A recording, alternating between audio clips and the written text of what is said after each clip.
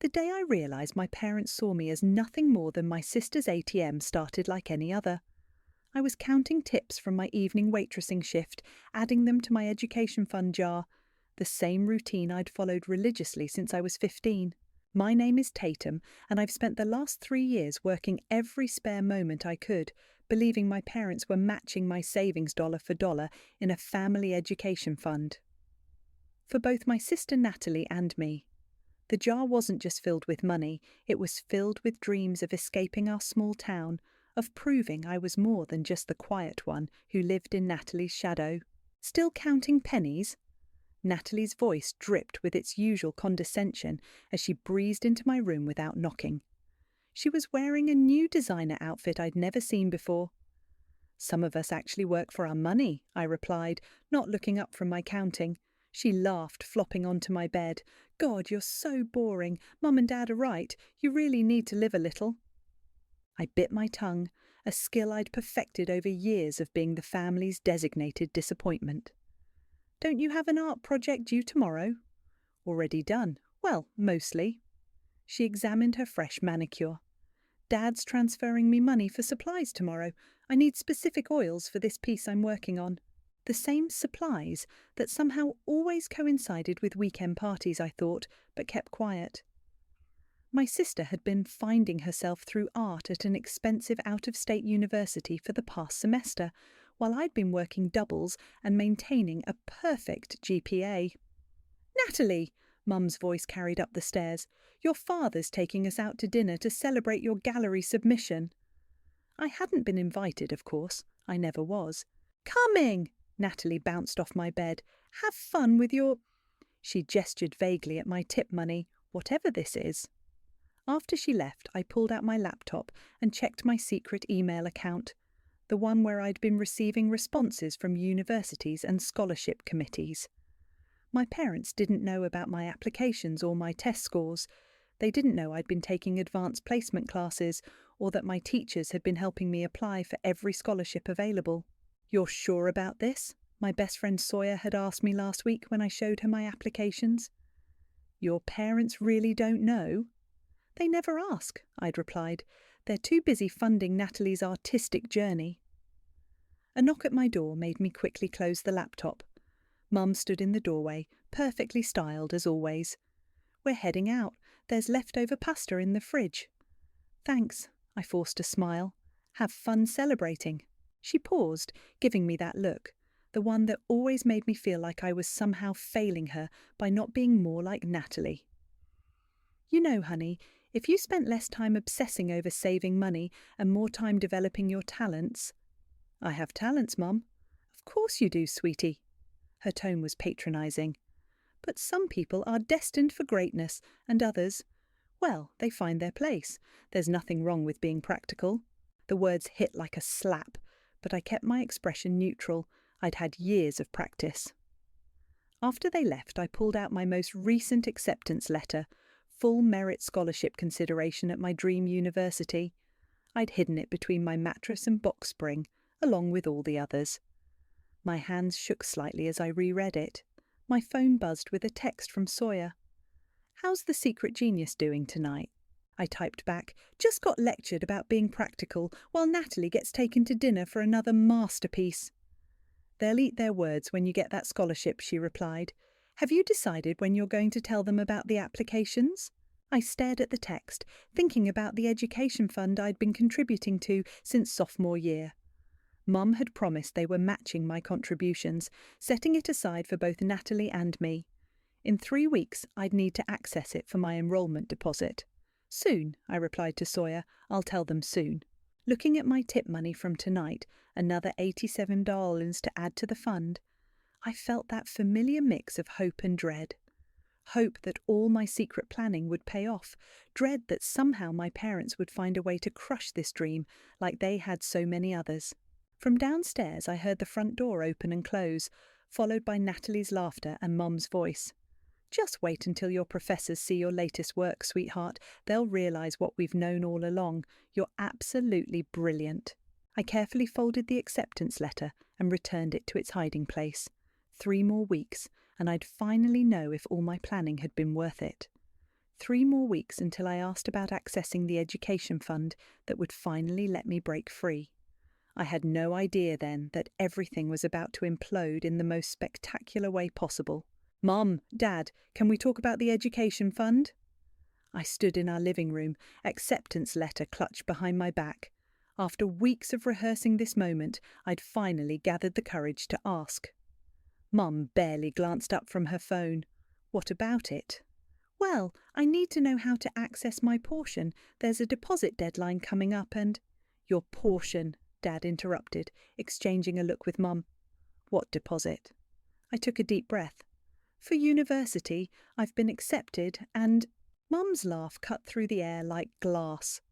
"Oh, sweetie, you can't be serious." "I am serious." I pulled out the acceptance letter. "I got in, and they're considering me for a merit scholarship, but I'll need the money we've been saving to—" "The education fund is gone," Dad said flatly. "We used it for Natalie's tuition and expenses." The words didn't register at first. "Gone? But what about my contributions? I've been saving since—" "Natalie needed it," Mum interrupted, her voice sharp. "Her art supplies alone cost a fortune, and that's not counting her housing and meal plan. Do you have any idea how expensive a proper education is?" My hands started shaking. "But that was my money too. You promised you were matching my savings for both of us." "Don't be selfish, Tatum." Mum stood up, crossing her arms.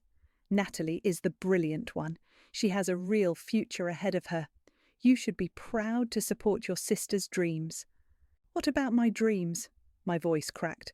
"I've been working every day, saving everything." "To help your sister succeed," Dad cut in. "That's what family does. Her success is this family's success." I felt like I was drowning. "You took my money? Everything I saved? You just gave it to her?" "We invested it where it would do the most good," Mum said coldly. "Really, Tatum, what would you even do at university? Be practical. You're good at working. You can keep doing that and help support Natalie's education." The room started spinning. 3 years of savings. Every tip, every extra shift, every birthday check from Grandma Livia. All of it gone. "How much?" I whispered. "What?"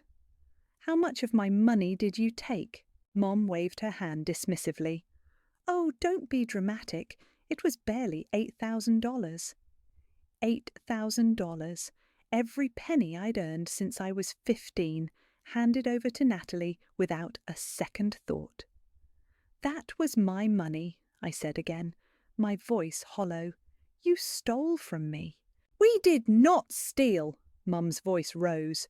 "We redirected funds to where they'd be most beneficial. Honestly, I don't know why you're acting so entitled. You should be grateful we're helping you avoid wasting money on a pipe dream." Dad stood up, his expression stern. "Your mother's right. This conversation is over. You need to accept your place and stop trying to be something you're not." I stood there, tears streaming down my face, as they both walked out of the room. Through the fog of betrayal, I heard their voices in the hallway. "She'll get over it," Mum was saying. "It's for the best. What would she even do at university?" Dad's response was quieter. "Should we tell her about the loans we took out for Natalie's spring semester?" "Of course not. She'd just make a fuss about that too. Besides, once she starts working full-time, she can help with those payments as well." I waited until they were gone before pulling out my phone with trembling hands. "They took everything," I texted Sawyer. "The whole fund, gave it all to Natalie." Her response was immediate. "What? Are you serious?" $8,000, all my savings. They expect me to work full-time to support her now." "That's theft. Can you report them?" I laughed bitterly. My name had never been on the account. They'd made sure of that.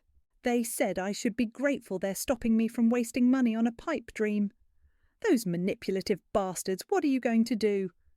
I stared at the acceptance letter still clutched in my hand, now crumpled and tear-stained. The rage building inside me was unlike anything I'd ever felt before. Cold, calculating, clarifying. "I'm going to make them regret ever underestimating me," I typed back. "They want me to know my place. Fine, I'll show them exactly where I belong. What does that mean? I looked at my secret email account, filled with scholarship opportunities and acceptance letters. They thought they'd crushed my dreams, but they had no idea what I was capable of. They'd stolen my trust fund? Fine. I'd build my own future, and when they came crawling back, because they would, I was sure of it, I'd make them pay for every single penny they'd taken.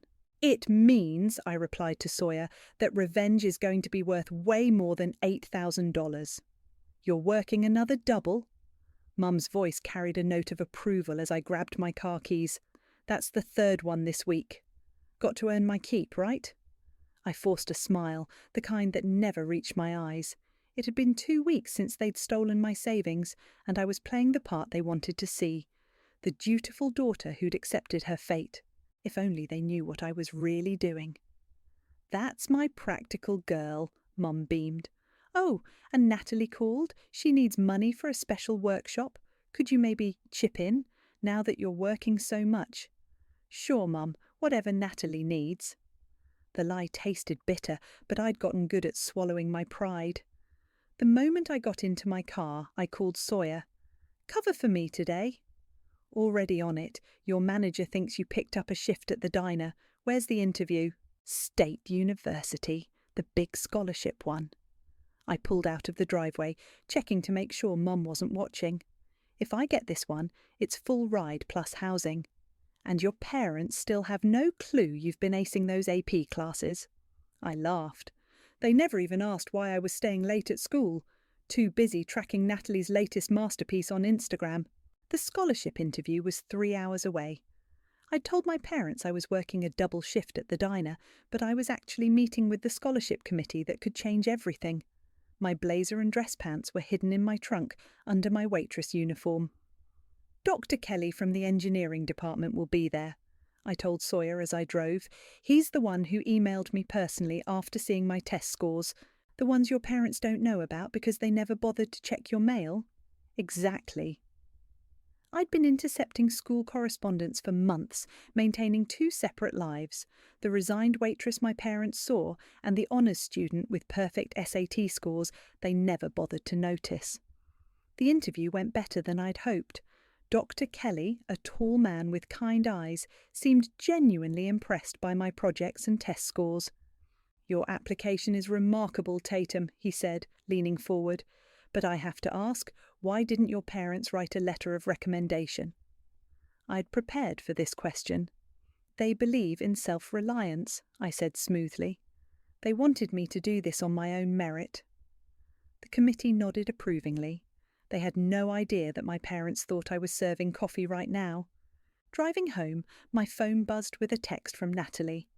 Mum says you're working more. Send me money for art supplies? Pretty please. I ignored it, just like I'd been ignoring all her requests. Let them think I was saving up to help her. Every penny I earned now went into a new secret account at a different bank. Back at home, I changed into my uniform in a gas station bathroom and messed up my hair just enough to look like I'd worked a long shift. Mum was in the kitchen when I walked in. How was work, honey? Exhausting. At least that wasn't a lie. Tips were good, though. That's wonderful, she brightened. You know, Natalie's been asking. Actually, Mum, I'm thinking of picking up even more hours, I interrupted. Maybe at that new restaurant across town. Her face lit up with pride, the kind she never showed when I brought home straight A's. You're really stepping up, Tatum. I knew you'd understand what's important. My phone buzzed again. This time it was from Dr. Kelly. Impressive interview today. Committee is very interested. Expect good news soon. I deleted the message immediately and looked up to see Mum still beaming at me. I'm so glad you're not wasting time on that university nonsense anymore, she said. You've finally found your place. Yeah, I said quietly.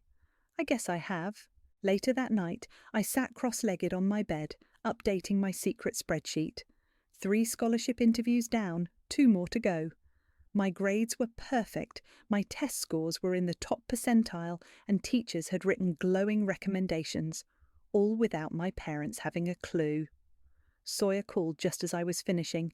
How'd it go? Dr. Kelly basically promised me the scholarship, I whispered, keeping my voice down. 1 more month of this act and I'm free. And when they find out, I thought about the $8,000 they'd stolen, about years of being told I wasn't good enough, about every time they'd chosen Natalie over me. They won't find out until it's too late, I said, and by then I'll be long gone. Through my wall, I could hear Natalie on the phone with Mom, complaining about how hard her classes were and begging for more money. I smiled grimly and added another column to my spreadsheet. The revenge would be worth every second of this charade. "Mom, I need more money," Natalie's voice blared through the speakerphone as I walked past Dad's home office. "This special workshop could change everything." I paused outside the door, listening. "Sweetheart, we've already taken out 2 loans," Dad said, his voice strained. "Maybe you could skip this one workshop." "Daddy, please, everyone who matters is going to be there. Do you want me to be the only one who doesn't attend? Professor Marcus said this could be my breakthrough moment." I frowned. Professor Marcus? Natalie had mentioned that name before, always in connection with expensive workshops or supplies. "Of course not, Princess." Dad sighed. "How much?" "Just 3,000. I'll pay you back when I'm famous." My blood boiled. $3,000, just like that. Meanwhile, they'd stolen every penny I'd earned. Later that evening, I was using Dad's computer to help him with some spreadsheets, another part of my dutiful daughter act, when an email notification popped up from Natalie's university. Subject: Final warning. Academic probation. My heart stopped. Dad had left the room to take a call, and his email was right there. I knew I shouldn't, but I clicked. "Dear Mr. Evans, this is a follow-up regarding your daughter Natalie's academic status. As discussed, her current GPA of 1.2 places her at risk of losing her enrollment status. Multiple unexcused absences, failure to submit assignments, disciplinary concerns regarding unauthorized parties in student housing." My hand shook as I scrolled down. There was no Professor Marcus listed anywhere, no special workshops, just a long list of failed classes and warnings about excessive partying. "What are you doing?" I jumped. Mum stood in the doorway, eyes narrow.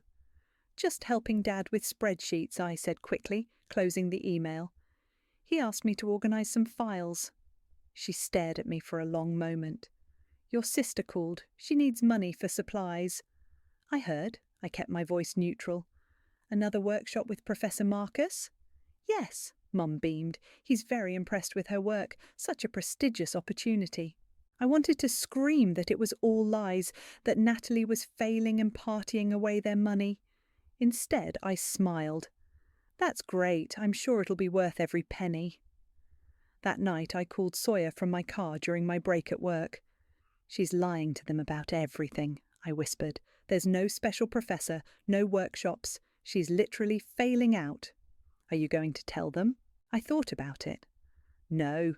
Let them figure it out themselves. They chose to believe her over me. Fine. Let them keep throwing money at their precious prodigy." "Speaking of money," Sawyer said, "did you get the email about your scholarship?" My mood lifted instantly. "Full ride, every penny covered. They're even giving me a stipend for books." "When are you going to tell your parents?" "I'm not." I watched through the diner window as another family sat down for dinner, parents proudly watching their children. They'll find out when I'm gone. The next morning, I overheard Mom on the phone with Natalie. "Of course we'll get you the money, sweetheart. Your father's looking into another loan. No, don't worry about Tatum. She's finally accepted her role. She's working so much. I'm sure she'll be able to help soon." I bit back a laugh. Sure, I was working, building my escape fund, documenting every lie, every manipulation, every penny they stole from me. The evidence was mounting, and soon they'd face the consequences of their choices. My phone buzzed with a text from an unknown number. "This is Leon from your scholarship interview. Dr. Kelly gave me your number. Want to grab coffee and talk about the engineering program?" For the first time in weeks, I felt a genuine smile spread across my face. A new life was taking shape, one my parents couldn't even imagine. "Everything okay?" Mum asked, noticing my expression. Just got offered another shift, I lied smoothly. You know me, always working. That's my practical girl. She patted my shoulder. Oh, and could you pick up some extra hours this weekend? Your sister's workshop payment is due Monday. I thought about the academic probation email, about all the lies, about my secret scholarship and the new life waiting for me. Sure, Mum, I said, whatever Natalie needs. Let them keep believing in their golden child. Let them take out more loans, drain more accounts, believe more lies. Their day of reckoning was coming, and when it did, I'd be far away, watching their carefully constructed fantasy crumble from a safe distance. I texted Leon back, "Coffee sounds great. Tomorrow?" Time to start building my real future while my family rushed headlong toward their self-made destruction. The envelope arrived on a Tuesday. Official university letterhead, heavy paper, the kind of mail that changes lives. I snatched it from the mailbox before anyone could see and drove straight to Grandma Livia's house. "Well?" she asked, opening her door before I could knock. "Is that what I think it is?" I nodded, hands trembling. Grandma was the only family member who'd ever seen through the facade, though we'd never openly discussed it. "Open it here," she said, ushering me inside. "Your mother's bridge club meets today, so she won't stop by." The acceptance letter was everything I'd worked for. Full scholarship, housing stipend, book allowance, even a spot in the honours engineering programme. Dr. Kelly had written a personal note at the bottom. "Looking forward to having you in our department, Tatum." I knew you could do it. Grandma's eyes were wet. I've watched them underestimate you for years. "They still think I'm picking up extra shifts to help pay for Natalie's workshops," I laughed bitterly. Grandma disappeared into her study and returned with an envelope. "I've been saving this for when you were ready." Inside was $5,000 in cash. "Grandma, I can't—" "Yes, you can." Her voice was firm. "I watched them drain your savings. I watched them crush your dreams for years. Take it. Consider it payment for all the times they should have believed in you." My phone buzzed, a text from Mum. "Natalie needs her workshop money by Friday. You're working tonight, right?" "They're still sending her money?" Grandma asked, reading over my shoulder. "They took out another loan last week." I tucked the acceptance letter safely away. They have no idea she's about to fail out. "And you're not going to tell them?" Would they believe me over their precious Natalie? I shook my head. Besides, they deserve what's coming. Back home, Mum was waiting in the kitchen. "There you are. Why weren't you answering your phone?" "Sorry, was driving." I moved to head upstairs, but she blocked my path. "We need to talk about your contribution to Natalie's workshop. Your father and I thought, since you're working so much now—" "How much?" I asked flatly. "Just 2,000. We know you've been saving." I almost laughed. They had no idea just how much I'd been saving, in an account they'd never find. "I'll see what I can do," I said, the lie coming easily now. "That's my practical girl." She patted my cheek. "Oh, and Natalie's coming home this weekend. We're having a family dinner to celebrate her latest artistic breakthrough." I thought about the academic probation email. Some breakthrough. Later that night, I met Leon at a coffee shop 2 towns over, where no one would recognise me. He was easy to talk to, passionate about engineering, and completely separate from my family's drama. "You seem distracted," he said after I checked my phone for the 5th time. "Sorry, my sister keeps texting about money she needs for a workshop that doesn't exist." He raised an eyebrow, and I found myself telling him everything: the stolen savings, the lies, the secret scholarship. "That's intense," he said when I finished. "What are you going to do when they find out?" "They won't, not until it's too late." I showed him the acceptance letter. "I move into the dorms in 6 weeks. By then, I'll be gone." My phone buzzed again. Natalie. "Hey sis, can't wait to see you this weekend. BTW, did Mum talk to you about helping with my workshop? It's super important." "Watch this," I told Leon, typing back. "Sure thing, whatever you need." "You're scary good at that," he laughed. "Years of practice." When I got home that night, I found Mum and Dad in the living room, looking worried. "Everything okay?" I asked. "Just financial stuff," Dad said vaguely. "Nothing for you to worry about." I caught a glimpse of their laptop screen, loan application forms and credit card statements. They were in deeper than I'd thought. "I'm sure everything will work out," I said, thinking of my own secret bank account, the scholarship and Grandma's money. "After all, we have to support Natalie's dreams, right?" "Exactly," Mum brightened. "She's going to be famous someday. All these investments will pay off." I headed upstairs, stopping to look at the family photos lining the wall. Natalie front and centre in every one, me relegated to the background. Soon these pictures would be all they had left of me. My phone lit up with a final text from Leon. "Coffee again next week? I can tell you more about the engineering programme." I smiled, thinking of my carefully packed escape fund, my acceptance letter, and the look on their faces when they finally realised just how badly they'd underestimated their practical daughter. "Absolutely," I texted back. "I'd love to hear more about my future." "You're really leaving?" Mum asked distractedly, barely looking up from her phone as I loaded the last box into my car. "Are you sure this job opportunity is worth moving so far away?" "It's a great offer," I said, the lie practiced and smooth. "Entry-level position, room for growth." "Well, just make sure you're able to send money home," she replied. "Your sister's tuition payment is due soon, and these loans are killing us." I thought about the academic probation notice, about Natalie's failing grades and fabricated workshops. "I'm sure everything will work out exactly as it should." Dad came out with his coffee mug, looking worried. "Did you transfer that money to Natalie yet? She's been texting about some urgent project supplies." "I'll take care of it," I said, knowing I never would. The goodbye was brief, perfunctory.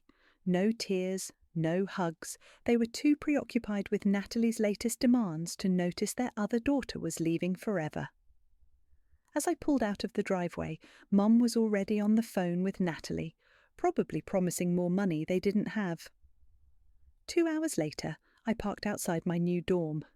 Leon was waiting to help me move in, having arrived last week for engineering orientation.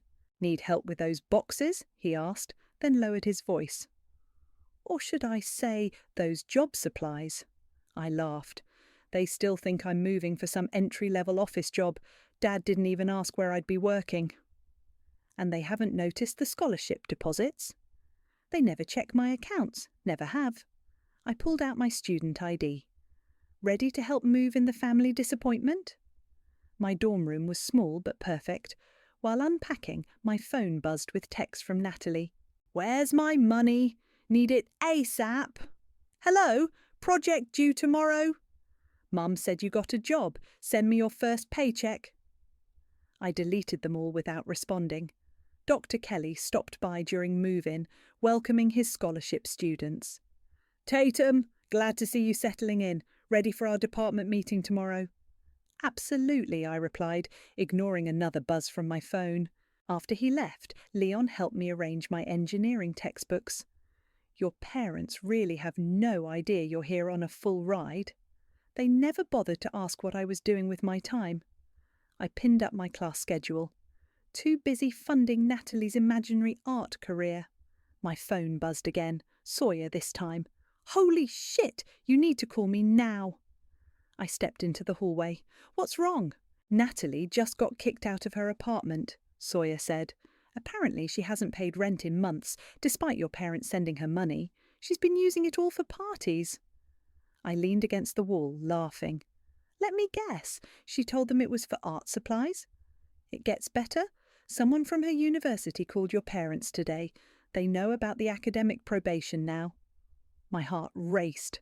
How'd they take it? "Your mum's having a meltdown. Your dad's apparently crunching numbers, realising how much money they've wasted. They're trying to reach you." I checked my messages. 5 missed calls from Mum, 3 from Dad, and a dozen texts. "Call us immediately." "We need to discuss family finances." "Your sister is having a crisis."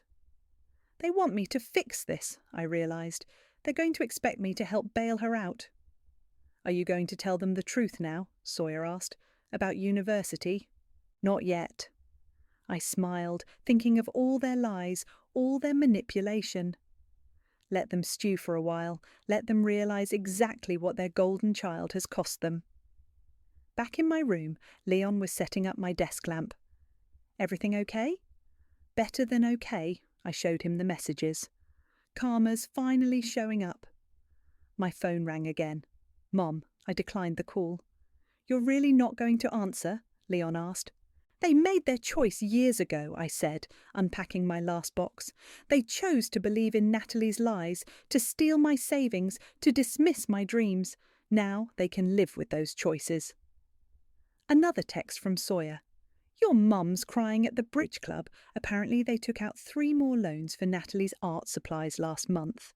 I sat at my new desk, surrounded by engineering textbooks and scholarship acceptance letters, and felt a cold satisfaction settle over me. Years of being the family disappointment, of having my dreams dismissed, of watching them throw money at Natalie's lies, it was all coming full circle. First engineering classes tomorrow, Leon said, checking the schedule. Ready to start your real future? I looked at my phone, now flooding with desperate messages from my family, and smiled. More than ready. Let them panic. Let them realize how badly they'd screwed up. Their day of reckoning was just beginning, and I had front row seats to watch it all unfold. The call came exactly 3 weeks into my first semester, just as I was leaving Dr. Kelly's advanced engineering seminar. I'd been ignoring their messages for weeks, watching through Sawyer's updates as their perfect world imploded. Tatum? Mum's voice was shaky, missing its usual condescension. We need to talk. I sat on a bench outside the engineering building where I'd just presented my first major project. I'm listening. Things are difficult right now. She cleared her throat. Your sister's had some setbacks. Setbacks? I laughed coldly. You mean failing every class while partying away your money? Silence. Then, how did you... I've known for months, Mum, about the academic probation, the fake workshops, all of it. Why didn't you say anything? Would you have believed me over precious Natalie? I heard Dad's voice in the background, asking for the phone. Tatum, honey, we need your help. We're in serious trouble here. What kind of trouble? The loans. He hesitated. We took out quite a few for Natalie's expenses. The payments are more than we can handle, and now with her being asked to leave university— You mean kicked out, I corrected, for failing everything. Please! Mum was back on the line. We need you to come home. Help us figure this out, maybe with your job. My job? I stood up, watching other engineering students file past with their projects. You mean my full scholarship to the engineering programme? Dead silence. What? Mum whispered. Oh, didn't Natalie tell you? All those art supplies she needed money for? While she was failing classes and throwing parties, I was winning academic scholarships. Full ride, actually. Housing, books, everything covered. But you're working the entry-level job. There is no job, Mum. I'm in university, doing exactly what you said I couldn't do, what you stole my savings to prevent me from doing. We didn't steal, Dad started. $8,000, I cut him off. Every penny I saved since I was 15. You took it all and gave it to Natalie. For what? So she could fail out and party away your life savings? We thought, Mum's voice cracked, we really believed she was the brilliant one. Yeah, I remember. You made that pretty clear, just like you made it clear I was only good for working and supporting her dreams. Please, Dad begged. We need help. The bank is threatening foreclosure. Natalie's back home. She needs... She needs? I laughed again, harder this time. What about what I needed? Parents who believed in me, who supported my dreams, who didn't steal my money and give it to their golden child. Leon appeared at my side, concern on his face. I put the phone on speaker. We're your family, Mum said. You have to help us. No, actually, I don't. You know what I have to do? Finish my engineering project, study for my advanced calculus exam, build the future you tried to steal from me. But the loans are your problem, just like my education was my problem, remember? Funny how that works. How can you be so cold? Mum's voice cracked. After everything we've done for you. Everything you've done for me! I felt years of rage bubble up. You mean stealing my savings, dismissing my dreams, telling me I wasn't good enough, smart enough, worthy enough? We were wrong, Dad said quietly. We see that now. No, you don't see anything. You're just desperate because your perfect daughter turned out to be a fraud, and now you need the disappointment to bail you out. Leon squeezed my shoulder supportively as I continued. Here's what's going to happen. I'm going to hang up. I'm going to go ace my engineering exam, and you're going to live with the consequences of every choice you made, every dream you crushed, every penny you stole. Please, Mum whispered. We're losing everything. No, Mom, you already lost everything. You lost it the moment you decided I wasn't worth believing in. The moment you stole my savings. The moment you chose Natalie's lies over my truth. What are we supposed to do? Be practical, I said, throwing her words back at her. After all, that's what you always told me, right? Some people are destined for greatness, and others, well, they find their place. I ended the call and blocked their numbers. You okay? Leon asked softly. I looked up at the engineering building where Dr. Kelly was posting the results of our latest project presentations. Mine was at the top. You know what? I smiled. I've never been better. My phone buzzed one last time. A text from Sawyer. Your mum's crying at the bank. Your dad's talking about bankruptcy. Natalie's throwing a fit about having to get a real job. Good, I texted back. Looks like they're finally learning what it means to be practical. I tucked my phone away and picked up my project materials. Ready for calculus? Leon grinned. Lead the way, engineer. Congratulations to this semester's top engineering student, Dr. Kelly announced, holding up my final project. Tatum has consistently demonstrated exceptional talent and dedication. The applause from my classmates felt like vindication. As students filed out, Leon squeezed my hand.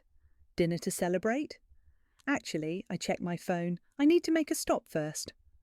Grandma Livia had texted, "They're selling the house. Come say goodbye." I drove past familiar streets to my childhood home, now sporting a foreclosure sign. Through the window, I could see Natalie sprawled on the couch, scrolling through her phone while Mum packed boxes. "You came," Grandma said, meeting me on the porch. "They don't know I told you." I handed her my project results. "Thought you'd want to see this." Tears welled in her eyes. "Top of your class. I always knew you had it in you." The front door opened. Mum froze, boxes in hand. "Tatum?" "Just talking to Grandma," I said coolly. "You've ignored all our calls." She set down the boxes. "We've been trying to reach you." "I've been busy. Engineering program, you know, the one you said I'd never succeed in?" Natalie appeared in the doorway. "Oh, great, the prodigal sister returns. Come to gloat?" "No," I smiled. "Come to say goodbye to Grandma and to return something." I pulled out an envelope. "What's that?" Mum asked. $8,000, the exact amount you stole from me." I held it just out of reach. "But here's the thing, I'm not giving it to you." "Then why?" Natalie started. "I'm donating it to the university's scholarship fund, in your names, so every year some other underestimated student can prove their parents wrong." Mum's face crumpled. "We're losing everything, and you're giving away money?" "Karma's funny that way." I turned to Grandma. "Ready for dinner? Leon's waiting." "Wait!" Dad emerged from the house. "Please, we know we messed up. We've learned our lesson." "Have you?" I faced them fully. "What exactly have you learned? That actions have consequences?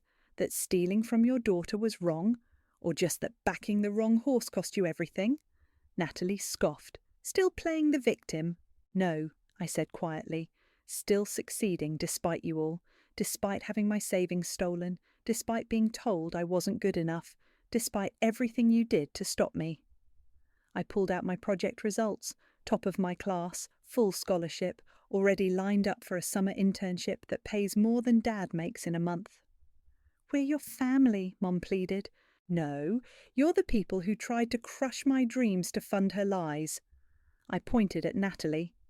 How's that job search going, by the way? Still telling people you're a misunderstood artist? She flushed and stormed inside. The bank's taking the house next week, Dad said quietly. We don't know where we'll go. Be practical, I replied. Isn't that what you always told me? Grandma linked her arm through mine. Ready for that dinner? Actually, I paused, I have something for you too. I handed her another envelope. Inside was a lease agreement for a small apartment near campus. You said you wanted to move closer to your granddaughter, I smiled. The engineering program pays well. Mum gasped. You can help her, but not us. She believed in me. She supported me. She didn't steal from me. I met her eyes. Actions have consequences, Mum. You taught me that. As Grandma and I walked to my car, I heard Natalie whining about needing money for another opportunity. They'll never change, Grandma sighed. No, I agreed. But they'll remember. Every time they see that scholarship in their names, every time they drive past the university, every time they hear about my success. Was it worth it? She asked. The revenge? I thought about my stolen savings, the years of dismissal, the constant favouritism. The best revenge, I smiled, is living well and proving them wrong every single day.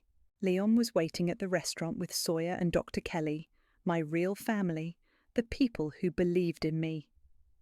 Everything okay? Leon asked as we sat down. I looked around the table, at my best friend who kept my secrets, my grandmother who believed in me, my mentor who saw my potential, and the boy who loved me for exactly who I was. Perfect, I said, raising my glass. Here's to karma, consequences, and proving them wrong. To proving them wrong, they echoed. My phone buzzed one last time, Mom begging for help. I deleted it without reading and turned back to my future. Some people are destined for greatness, I thought, remembering her words, and others, well, they find their place. I had finally found mine, and it was everything they said I couldn't have.